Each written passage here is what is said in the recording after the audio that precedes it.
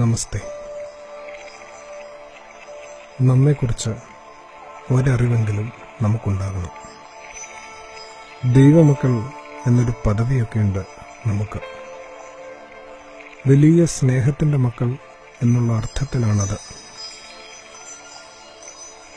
സ്നേഹിക്കാനാണ് നമ്മുടെ വിളിയും തെരഞ്ഞെടുപ്പും.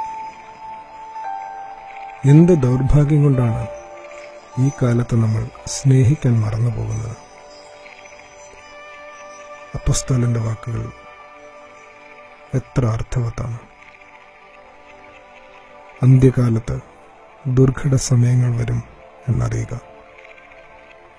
മനുഷ്യർ സ്വസ്നേഹികളും ദ്രവ്യാഗ്രഹികളും വമ്പ് പറയുന്നവരും അഹങ്കാരികളും ദൂഷകന്മാരും അമ്മയപ്പന്മാരെ അനുസരിക്കാത്തവരും നന്ദി കെട്ടവരും അശുദ്ധരും വാത്സല്യമില്ലാത്തവരും ഇണങ്ങാത്തവരും ഏഷണിക്കാരും അജിതേന്ദ്രിയന്മാരും ഉഗ്രന്മാരും സൽഗുണദേഷികളും ധാഷ്ട്യക്കാരും നിഗളികളുമായി ദൈവപ്രിയമില്ലാതെ ഭോഗപ്രിയന്മാരായി ഭക്തിയുടെ വേഷം ധരിച്ച് അതിൻ്റെ ശക്തി ത്യജിക്കുന്നവരുമായിരിക്കും.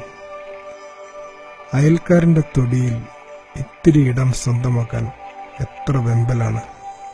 എന്നാൽ അയൽക്കാരൻ്റെ ഹൃദയത്തിൽ ഒരിടം നേടാൻ അത്ര തത്രപ്പെടലൊന്നും നമുക്കുണ്ടാവുന്നില്ല താനും. ഇണങ്ങാതെ എങ്ങനെയാണ് നമുക്കൊരാകാശത്തിന് കീഴിൽ പാർക്കാനാവുക, ഒരു ഭൂമിയിൽ നടക്കാനാവുക, ഒരു മഴയെങ്കിലും ഒന്നിച്ചു കൊള്ളാനാവുക, ഒരു കാറ്റിൽ അലിയാനാവുക? ഒരു സൂര്യന്റെ ചൂടും വെളിച്ചവും ഒരുമിച്ച് നേടുന്ന നമുക്ക് എങ്ങനെയാണ് പിണങ്ങിപ്പാർക്കാനാവുക? ഉള്ളിന്റെ ഉള്ളം സ്വച്ഛത വീണ്ടെടുക്കണം, ലയം നേടിത്തുടങ്ങണം. മാലാഖയുടെ പാട്ട് കേൾക്കുന്നുണ്ടോ? എങ്കിൽ സമാധാനം ജനിക്കുന്നതിന്റെ അടയാളമാണത്. ഇപ്പോൾ കേൾക്കാനാവുന്നില്ലേ കൂടെ നടക്കുന്നയാളിന്റെ ഹൃദയമിടിപ്പുകൾ, അതിൻ്റെ ദുഃഖങ്ങളും ആനന്ദങ്ങളും? ഇല്ലെങ്കിൽ കുറെ കൂടി ഹൃദയത്തോട് ചേർന്ന് നടക്കുക.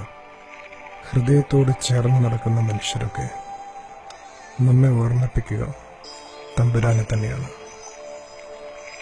ഒപ്പം നടക്കുമ്പോൾ ഉള്ളിൽ കത്തലുണ്ടാക്കുന്ന അത്തരം ആളുകളൊക്കെ വല്ലാതെ കുറഞ്ഞു പോകുന്നുണ്ട് എന്നറിയുന്നുണ്ടോ?